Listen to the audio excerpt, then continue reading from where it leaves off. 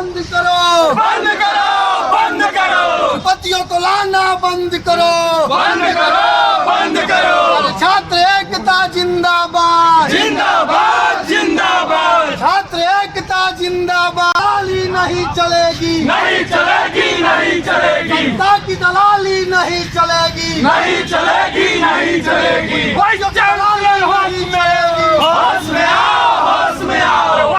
जिंदाबाद, जिंदाबाद, राष्ट्र कुलपति मुर्दाबाद, मुर्दाबाद, मुर्दाबाद, राष्ट्र कुलपति मुर्दाबाद, मुर्दाबाद, मुर्दाबाद, राष्ट्र कुलपति मुर्दाबाद, मुर्दाबाद, मुर्दाबाद।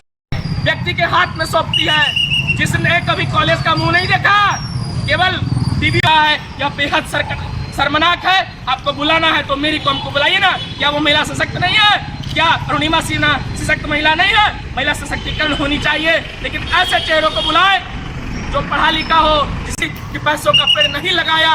तो आप ऐसे ही मित्तल, जिंदल, कभी ये नीता अंबानी।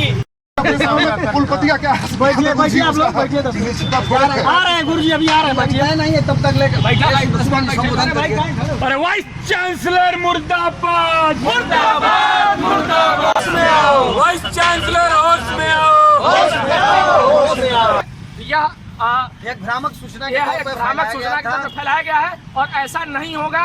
ऐसा यदि होता है तो आप हमारे सामने आ सकते हैं। यदि हमारे कलम से ऐसी कोई बात निकल के जाती है, चीजें होती हैं, तो आप आ सकते हैं। ऐसी बातें नहीं, उन्होंने सीधे तौर पे इस बात को खारिज किया। दरअसल क्या है कि इस देश में प्राइवेटाइजेशन का एक षड्यंत्र चल रहा है केंद्र सरकार द्वारा। उसी षड्यंत्र की एक बू यहाँ भी आना प्रारंभ हो चुका है, जिसमें पूंजीपति घराने के लोगों को यहाँ एक विजिटिंग प्रोफेसर के तौर पर बुलाया जा रहा है। वो इसलिए चूंकि वो पूंजीपति हैं, उन्होंने अपने जीवन में कोई अचीवमेंट नहीं प्राप्त की। किसी धनवान की पत्नी होना कोई बहादुरी की बात नहीं है। इससे बढ़िया तो फिर ऐसा हक तो फिर लालू देवी की पत्नी राबड़ी देवी को ही बनता है। भाई आप एक मुख्यमंत्री की पत्नी थी, आपने एक राज्य को चला, आप भी मुख्यमंत्री बनी।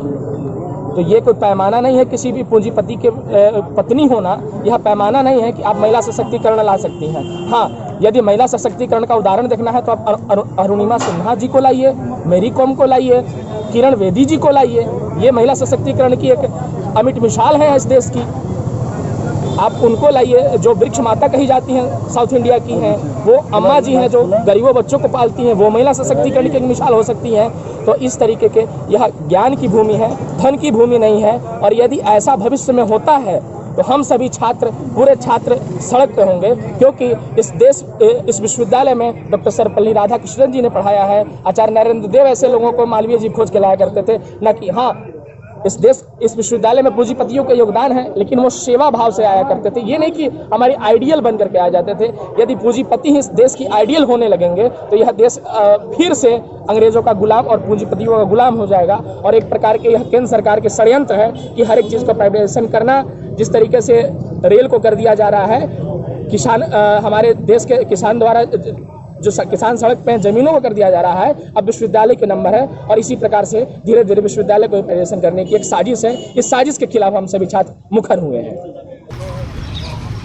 अभिषेक जी, अपना परिचय दीजिए। अभिषेक सिंह मेरा नाम पड़ेगा और मैं काशी हिंदू विश्वविद्यालय का छात्र हूँ।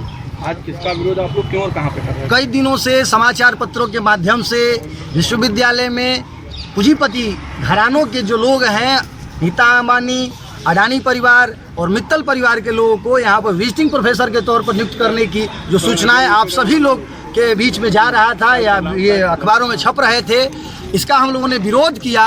और कुलपति महोदय से जब हम लोग की वार्ता हुई तो उन्होंने बड़े ही गंभीरता से कहा कि अभी इस तरीके का कोई विश्वविद्यालय का ऑफिशियल इस तरह का रिकमेंड कोई नहीं है और यह एक भ्रामक सूचना है। अगर इस तरीके का भविष्य में होता है तो आप भविष्य में इस तरीके का विश्वविद्यालय करने को तैयार नहीं है। अगर होता है तो आप विश्वविद्यालय प्रशासन इस पर अपनी जिम्मेदारी व्यक्त करेगा। और हम लोगों ने इस बात को भी कहा कि अगर इस तरीके का कार्य आप करते हैं तो हम सारे लोग सड़क पर होंगे और अपना विरोध आगे भी जाहिर करते रहेंगे।